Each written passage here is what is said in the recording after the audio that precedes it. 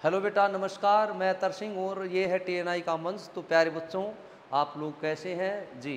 जानेंगे इस वीडियो में। तो प्यारे बच्चों, आज की जो वीडियो है इसमें जानेंगे कि जो एकलव्य मॉडल रेजिडेंशियल जो स्कूल हैं उनमें PGT हिंदी का एग्ज़ाम कैसा होने जा रहा है, अर्थात कहाँ कहाँ से क्वेश्चन आपके पेपर में पूछे जाएंगे। तो बेटा इस पूरे वीडियो में जानने की कोशिश करेंगे, जिसके बाद आप अपनी तैयारी का पूरा एक मैप बना के और अपनी तैयारी शुरू करेंगे बेटे। तो जानेंगे सबसे पहले कि आपका PGT जो हिंदी है उसका एग्ज़ाम कितने मार्क्स का होगा, क्या क्या आएगा उसमें। तो देखते हैं बेटे, सबसे पहले अगर PGT हिंदी की अगर हम बात करें तो प्यारे बच्चों ये हैं आपके सामने सब्जेक्ट कि भाई जर्नल जो अवेयरनेस है या GK है 10 नंबर की आएगी प्यारे बच्चों। उसके बाद रीजनिंग की अगर हम बात करते हैं 20 नंबर की। अब नॉलेज ये है आपकी नॉलेज ऑफ ICT अर्थात इंफॉर्मेशन कंप्यूटर टेक्नोलॉजी जी, ये कंपलसरी कर दिया बेटे 10 नंबर का कंप्यूटर बेस्ड आपका और मल्टीपल चॉइस जो टेस्ट होगा उसमें 10 क्वेश्चन आएंगे, 10 नंबर के हैं। फिर टीचिंग एप्टीट्यूड भी 10 नंबर का आएगा आपका कि एक बच्चा लेट रहता है तो आप क्या करेंगे, किसे मॉनिटर बनाएंगे। टीचिंग एप्टीट्यूड होती है, साइकोलॉजी अलग कॉन्सेप्ट होता है बेटे, तो साइकोलॉजी ना आके टीचिंग एप्टीट्यूड आएगा। उसके बाद बेटे जो डोमेन सब्जेक्ट है हमारा, अर्थात आपका सब्जेक्ट हिंदी है तो हिंदी की अगर हम यहाँ पर बात करते हैं प्यारे बच्चों, टोटल जो हिंदी का कॉन्सेप्ट रहेगा जो सब्जेक्ट है वो 70 नंबर का आपका सब्जेक्ट रहेगा। जानेंगे इसी वीडियो में आगे कि सब्जेक्ट में क्या क्या आएगा। तो टोटल 70 नंबर का हिंदी का पोर्शन रहेगा। उसके बाद 5 नंबर की पैडागोजी आएगी। ये जो पैडागोजी है प्यारे बच्चों, ये हिंदी सब्जेक्ट की पैडागोजी आएगी, जिस पैडागोजी को आपने या तो BEd में पढ़ रखा है या फिर CTET का अगर आपने एग्ज़ाम दिया हो तो बेटा वहाँ पर आपने पैडागोजी पढ़ी हुई है। तो 5 नंबर की आपकी पैडागोजी सब्जेक्ट रहेगा। इस पैडागोजी का बेटा ये हिंदी पैडागोजी होगी, आसान है, कोई मुश्किल है नहीं। उसके बाद बेटे बात करते हैं 5 नंबर की आपकी NEP से क्वेश्चन पूछे जाएंगे। NEP का मतलब नेशनल एजुकेशन पॉलिसी 2020। इस आसान है, इसका फाउंडेशन वगैरह क्या है, ये क्या सुझाव देती है। तो बेटा कुल मिला के 80 का हो गया आपका सब्जेक्ट प्लस पैडागोजी और NEP। इसके बाद 10 नंबर की आपकी इंग्लिश रहेगी और 10 नंबर की हिंदी। टोटल हिंदी और इंग्लिश का जो स्कोर है बेटा, हिंदी और इंग्लिश के स्कोर की अगर हम बात करते हैं 20 मार्क्स का रहेगा। इसमें आपको 4 और 4 8 नंबर लेने कंपलसरी हैं, 4 इंग्लिश में और 4 हिंदी में, तभी आपका जो है इवेल्युएशन किया जाएगा, अदरवाइज नहीं किया जाएगा। ये तो है बेटा आपका पेपर का फॉर्मेट। अब देखिएगा कि जो हिंदी का जो एग्ज़ाम है उसमें क्वेश्चन कहाँ से पूछे जाएंगे, एक बेटा उस पर चर्चा कर लेते हैं कि भी कहाँ से क्वेश्चन पूछे जाएंगे। तो देखते हैं जी, एक बार देख लेते हैं बेटे जो क्वेश्चन है वो कहाँ से पूछे जाएंगे। आपके सामने खुल चुका है पूरा का पूरा। एक मिनट बेटे, अभी देखते हैं जी। देखिएगा बेटे आपके जो क्वेश्चन है PGT हिंदी, ये है सिलेबस जहाँ से क्वेश्चन पूछे जाएंगे। ध्यान से देखिएगा प्यारे बच्चों, थोड़ा मैं और जूम कर देता हूँ इसको ताकि प्रॉब्लम ना रहे, अच्छे से देखिए जी। तो देखिएगा बेटे PGT हिंदी का ये सिलेबस डाल रखा है। खंड क में हिंदी का जो इतिहास है एवं साहित्य है। खंड क की बात करते हैं तो हिंदी का जो इतिहास है और साहित्य, इतिहास में आदिकाल, भक्तिकाल, रीतिकाल, आधुनिक काल, और साहित्य की अगर हम बात करते हैं तो साहित्य में बेटे काव्य शास्त्र आता है। तो खंड क में आएगा हिंदी साहित्य के इतिहास का विस्तृत अध्ययन, जिसमें आदिकाल से लेकर रीतिकाल ये एक उसमें बांट रखा है। इसके अंतर्गत जो आदिकाल, भक्तिकाल या रीतिकाल है उसकी परिस्थितियाँ आएंगी और उसके बाद उनके बारे में कि कौन कौन कवि हुए, क्या क्या उनकी प्रवृत्तियाँ रही, कौन कौन सी रचनाएं हैं, किस कवि की क्या विशेषताएं हैं, अर्थात पूरा का पूरा आपका। अब आगे इन्होंने मेंशन कर भी रखा, अगर आदिकाल के क्वेश्चन हैं तो ज़्यादातर वो किस टॉपिक हैं। आदिकाल के देखिएगा चंद्रवरदाई, अमीर खुसरो, विद्यापति, इन पर फोकस रहेगा बेटा। आदिकाल में अच्छे हैं, तीनों ही अच्छे कवि हैं। भक्तिकाल में बेटा जैसे निर्गुण है, निर्गुण धारा है, निर्गुण में कबीरदास जी हैं, प्रेम मार्गी जायसी एंड कंपनी। उसके बाद बेटे सगुण में राम काव्य और कृष्ण काव्य। तो बेटा भक्ति काल के अगर क्वेश्चन आपसे पूछेगा तो दिखेगा ज्ञान मार्गी शाखा, प्रेम मार्गी शाखा, उसके बाद सगुण में राम भक्ति और बेटे तुलसीदास, केशव, सूरदास, और उसके बाद मेरे प्यारे बच्चों रीतिकाल की अगर हम बात करते हैं तो रीतिकाल में देखिएगा, रीतिकाल जैसा कि 3 धाराओं में बांट रखा है, रीति सिद्ध, रीतिबद्ध और रीति मुक्त। तो प्यारे बच्चों ये तीनों के तीनों आपके सामने, रीतिबद्ध, रीति सिद्ध, रीति मुक्त। उसमें जो मुख्य कवि है रीतिकाल के जो दिए गए सिलेबस में, देव, घनानंद, बिहारी, मतीराम, सेनापति, भूषण और पद्माकर। भाई आधुनिक काल की बात करते प्यारे बच्चों, आधुनिक काल में जहाँ से शुरुआत होती है, भारतेंदु युग से शुरुआत होती है बेटा। आधुनिक काल की जो भी परिस्थितियाँ रही वो आएंगी, उसकी जो प्रवृत्तियाँ हैं वो रही। तो बेटे भारतेंदु युग में कौन कौन से टॉपिक ज़्यादा महत्वपूर्ण है? भारतेंदु हरिश्चंद्र, बाल मुकुंद गुप्त, बद्री नारायण चौधरी, प्रेमघन, जो भारतेंदु मंडल के लेखक और पत्रकार रहे हैं, कवि रहे हैं बेटा, उन पर खासकर फोकस किया जाएगा।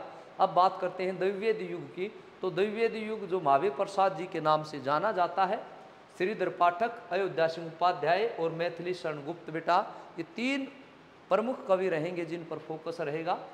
प्यारे बच्चों छायावाद, इसके बाद छायावाद आता है। तो छायावाद में चारों जो छायावाद के स्तंभ हैं, जयशंकर प्रसाद, सूर्यकांत त्रिपाठी निराला, पंत और बेटा महादेवी वर्मा, इन पर ज़्यादा फोकस रहेगा। प्रगतिवाद में बेटा पंत है, निराला है, नागार्जुन है, केदारनाथ अग्रवाल है, इन पर फोकस रहेगा। प्रयोगवाद बेटे मुक्तिबोध, नेमीचंद्र जैन, भारत भूषण अग्रवाल, प्रभाकर माचवे, अर्थात जो आपके जो चारों जो प्रयोगवाद के जो चारों आपके तार सप्तक हैं उनका वर्णन बेटे। नई कविता में फिर आपके भवानी प्रसाद मिश्र, नरेंद्र शर्मा, धूमिल, ये आएगा बेटे। अब बात करते हैं, ये तो था बेटे काव्य की बात कर रहे थे, अब बात करते हैं गद्य की।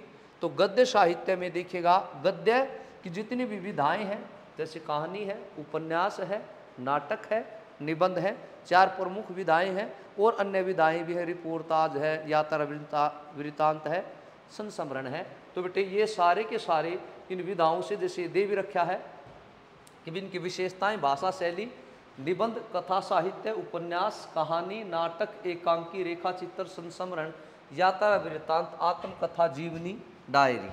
आगे बढ़िए हिंदी साहित्य। अब हिंदी साहित्य की अगर हम बात करते हैं तो प्यारे बच्चों इसमें काव्य सौंदर्य से लेके और जो आपका जो भारतीय काव्य शास्त्र है उस पर सारी की सारी वो रहेगा।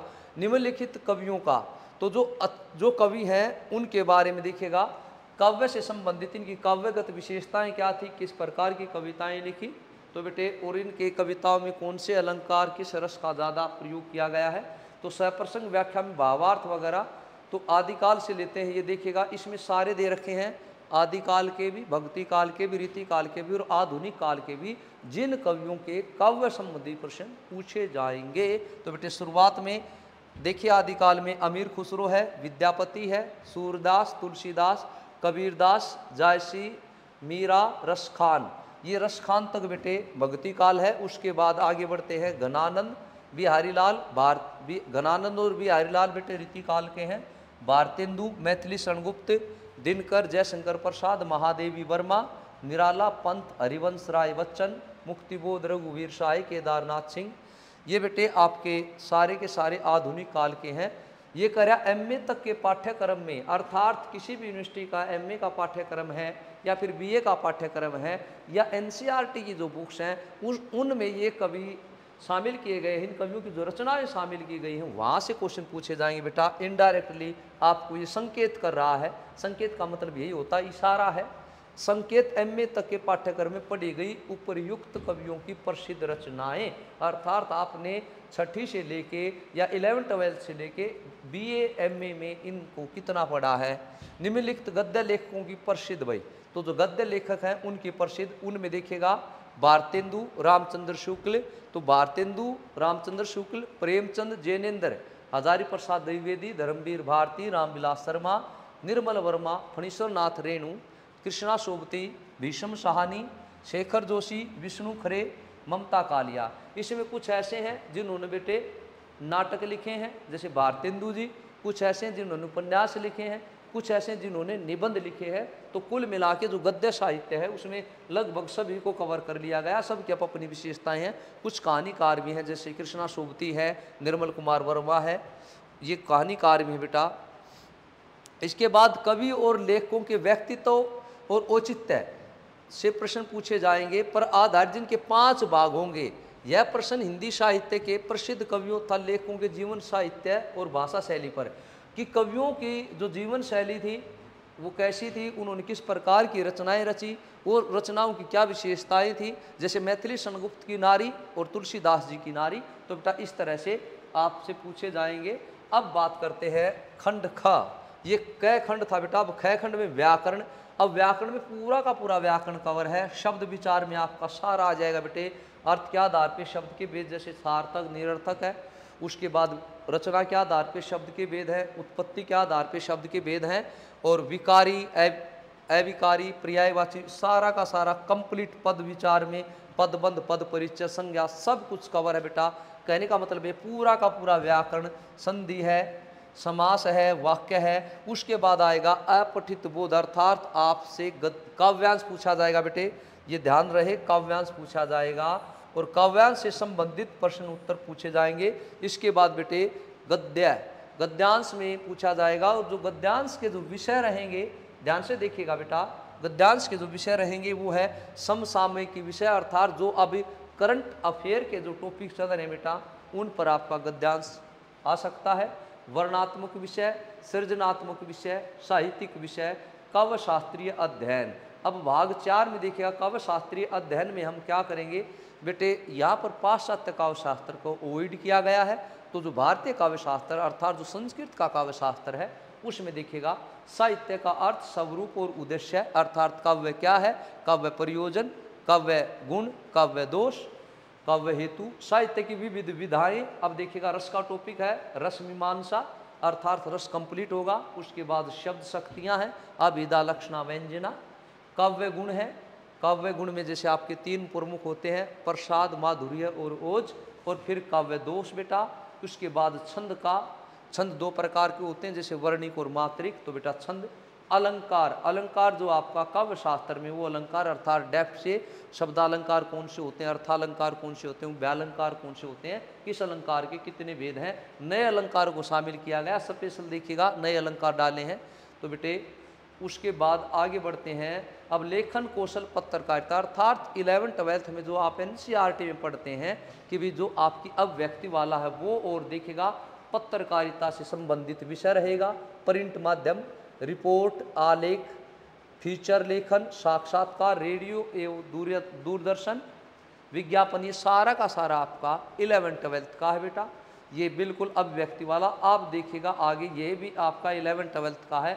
व्यावहारिक लेखन पर एक विषय प्रश्न, व्यावहारिक हिंदी का स्वरूप, अर्थात बोलचाल की या कार्यालयों में जो हम हिंदी का प्रयोग करते हैं वो कैसी हिंदी है, ये प्रयोजन मूलक का आपका बेटे पार्ट है। उसके बाद कार्यालय हिंदी और उसके विविध आयाम, प्रतिवेदन, अर्थ, प्रमुख तत्व, विशेषताएं, कार्यसूची की कोई भी आप आयोजन करना चाहते हैं तो उसको कैसे आप उसकी कार्यसूची तैयार करेंगे। उसके बाद बेटे कार्यवत्ता, स्वरूप निर्माण। आगे देखिएगा सृजनात्मक लेखन में मौलिक अभिव्यक्ति, कि कोई भी आप कविता कैसे लिखेंगे, कविता लिखने के लिए क्या क्या आवश्यक है, कहानी कैसे लिखी जाती है, नाटक या रेडियो नाटक कैसे लिखे जाते हैं, ये सारा का सारा टोटली 11th-12th अभिव्यक्ति वाला बेटे। विभिन्न दक्षताओं के विकास हेतु एक विषयक प्रश्न होगा, वार्तालाप में दक्ष। अब आप बच्चे को वार्तालाप में दक्ष कैसे बनाएंगे, अर्थात कुशल कैसे बनाएंगे। कोई भी समसामयिक विषय द्वारा कहानी या कविता, ऐसे बेटे यहाँ से क्वेश्चन पूछे जाएंगे कि आप कहानी या कविता किसी विषय पर लिखते हैं तो उसके लिए क्या क्या आवश्यक है, कौन कौन से उनके तत्व होते हैं। जैसे कहानी के लिए आप किस प्रकार का कथानक चुनोगे, कैसा आपका देशकाल होगा। उसके बाद प्यारे बच्चों पात्र और चरित्र चित्रण, उसके बाद संवाद, उसके बाद उसका उद्देश्य। इस तरह से कि कहानी को लिखने के लिए कौन कौन से तत्व आवश्यक हैं, कविता को लिखने के लिए कौन कौन से तत्व आवश्यक हैं। तो बेटा ये था आपका सिलेबस जो आपके पीजीटी हिंदी के एग्ज़ाम में पूछा जाएगा। तो बेटे जुट जाइएगा, बहुत जल्दी ही हम इसके क्लासेस शुरू करने जा रहे हैं, ऑनलाइन ऑफलाइन दोनों मोड में। और जो टाइमिंग रहेगा क्लास का, जो बैच है वो मैं आपको बता दूं बेटे। बैच की अगर हम बात करते हैं तो हम 5 जुलाई से शुरू कर रहे हैं। 5 जुलाई से आपका बैच शुरू कर रहे हैं। पीजीटी हिंदी का कंप्लीट रहेगा, उसमें 5 जुलाई से ऑनलाइन ऑफलाइन दोनों मोड में रहेगा। टाइमिंग के लिए आपको सूचित कर दिया जाएगा। और इस पेपर से संबंधित जो भी आपको जानकारी लेनी है बेटा, वो हम अपने टेलीग्राम चैनल पर अपलोड कर लेंगे, तो बेटा आप वहाँ जाके देख सकते हैं। धन्यवाद। जय हिंद, जय भारत।